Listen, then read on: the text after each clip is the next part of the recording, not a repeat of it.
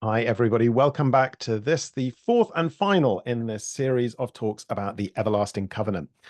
In the first talk, we talked about what the everlasting covenant is, why it's central to the Bible as a whole, and how it's all about a kind of tapestry that holds creation together in a kind of cosmic unity.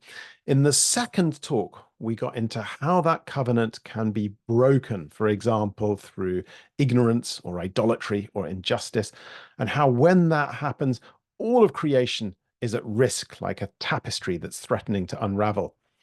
Last time, we got into how you mend a broken covenant, looking particularly at the centrality of atonement in both the Old and the New Testament, and how right at the heart of that idea of atonement is self-sacrifice.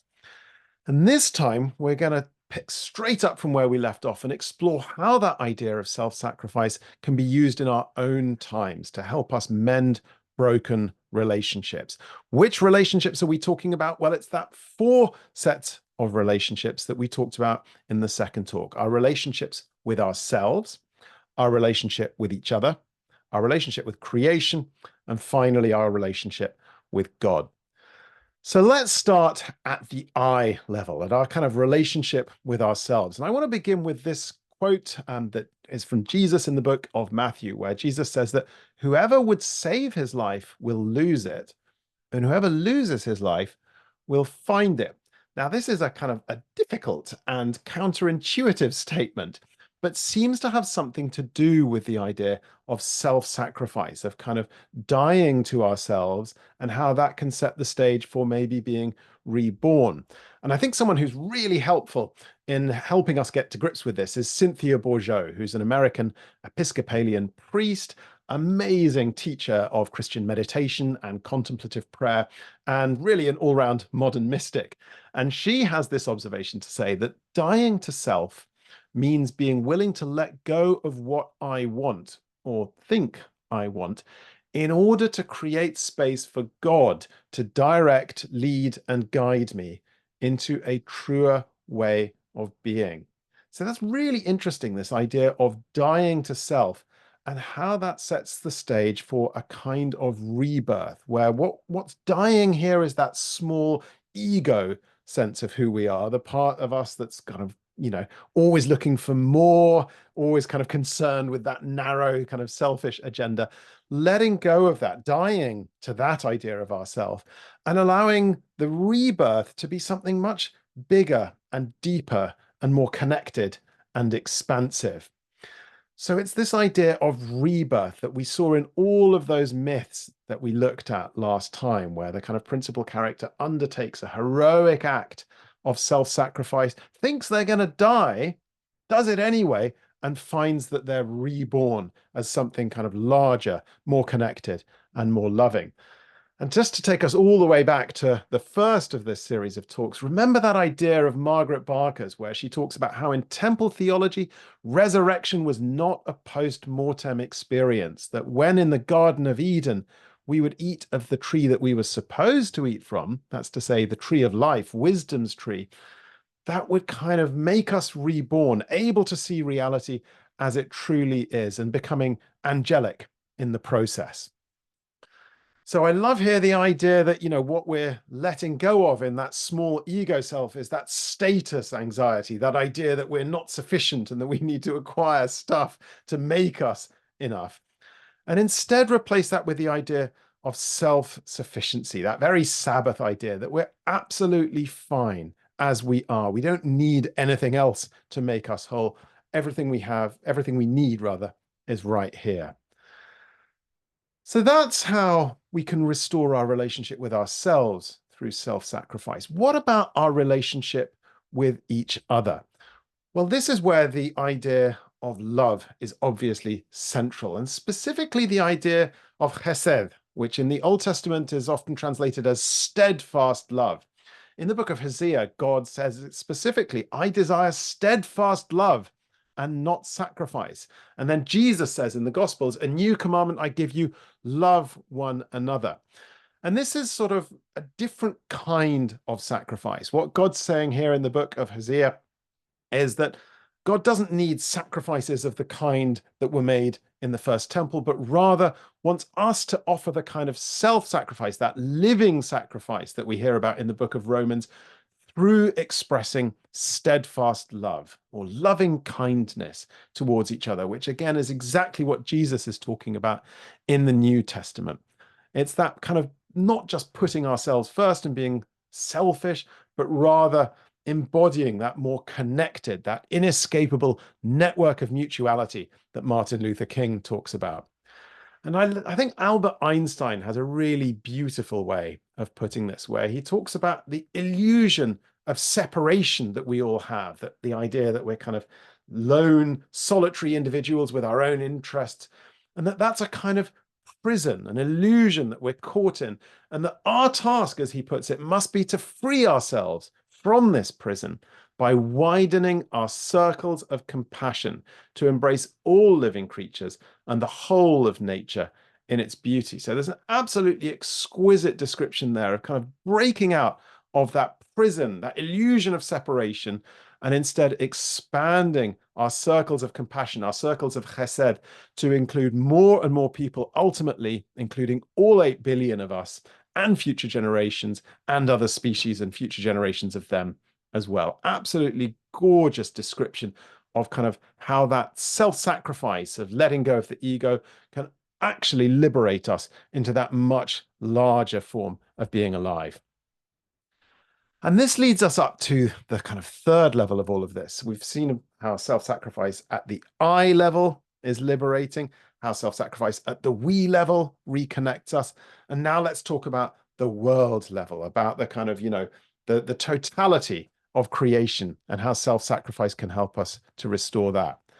And the central idea here is the idea of Jubilee, a really deep idea that we find in the book of Leviticus and also Deuteronomy.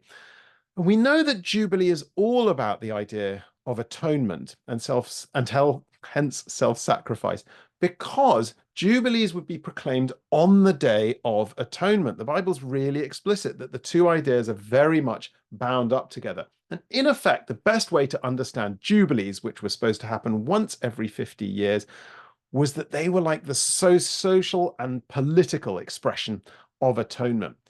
In the book of Leviticus, one thing that's supposed to happen on a Jubilee is a Sabbath of solemn rest for the land. You shall neither sow your field nor prune your vineyard. So people weren't planting crops. They were giving the land a chance to rest and living off what the land produced naturally. So the first thing we know is that Jubilees were about environmental restoration. And there's an element of self-sacrifice to that. We're letting go of the need to plant crops that year and instead allowing the land to recover and living off what it produces naturally. Secondly, Deuteronomy is really clear that when you follow the rules for Jubilees properly, there need be no poor among you. So here you have a kind of everyone having their basic needs taken care of as a result of Jubilees. There's a real attending to the needs of the poor. And third and finally, Leviticus says that the land shall not be sold permanently because the land belongs to God. And it goes on to prescribe that in all the land of your possession, you shall grant redemption of the land. And what's being talked about here is that once every 50 years, there would be a reset of who owns land back to, in effect, equal per capita levels.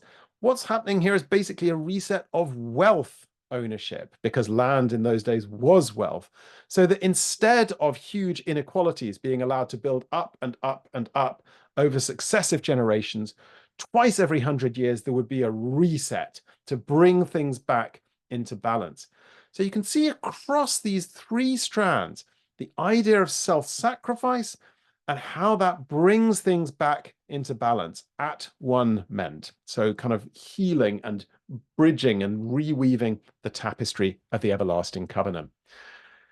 Now, these ideas of Jubilee have been powerfully resonant already in our own times. Back in the year 2000, there was the Jubilee debt cancellation movement, which secured billions and billions of dollars of debt cancellation for some of the world's poorest countries.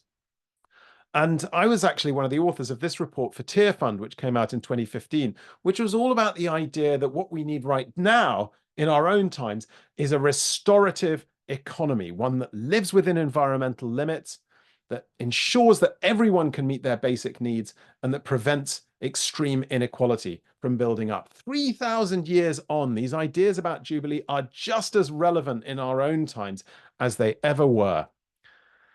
So this is now, we're getting to the end of this series of 4 talks. I'm just going to kind of quickly summarize what we've covered. So we began in the first week with the idea of the everlasting covenant, this covenant that God formed at the very beginning of creation, before any of the other covenants in the Bible, a covenant that holds creation together, and in which we have a really vital role as kind of priests of that covenant, whose job is to eat the fruit of wisdom from the tree of life, and use that to help us uphold and protect the covenant.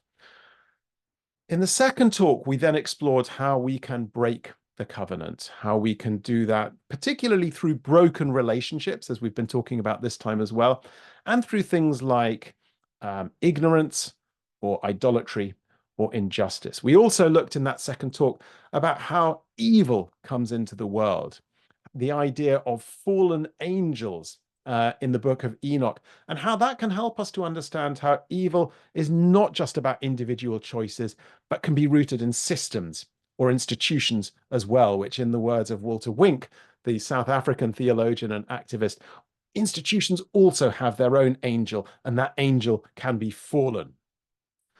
In the third talk, we got into how to mend a broken covenant, how atonement and particularly self-sacrifice are central to what's going on the Day of Atonement in the Old Testament, to Jesus's ministry and Jesus's passion on the cross, and to what we're called to as Christians, where Paul calls on us to be living sacrifices, and how we're also participants in Jesus's supper through partaking of the Eucharist.